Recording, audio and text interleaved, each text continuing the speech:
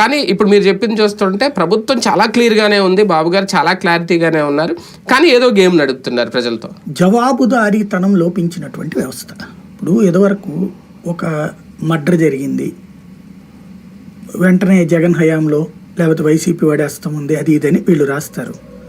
వాళ్ళు వదిలేయలేదు, వచ్చి మంత్రో ఎంపీనో ఎమ్మెల్యేలో వచ్చి వివరణ ఇచ్చేవాళ్ళు కదా దాని మీద.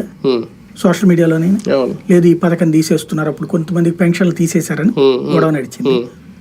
ఒక అమ్మాయి అయితే తొడగొట్టి కూడా చెప్పింది ఈ సంగతి తేలుస్తారు అది ఇది.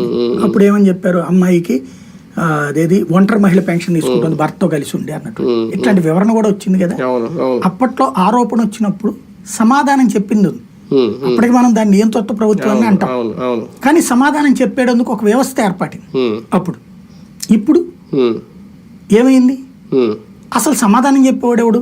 తల్లికి వందనం గురించి బయట వాస్తవంగా తల్లికి వందనం అనే సిస్టమ్ ఎందుకు పెట్టారు? ఒక 25 ఏళ్ల తర్వాత చదువుకునేటటువంటి వాడు కరువు అయిపోతాడా అనేటటువంటి సిచ్యుయేషన్. ఎందుకంటే ఒక 15-20 సంవత్సరాల క్రితం నుండి ప్రారంభమైంది.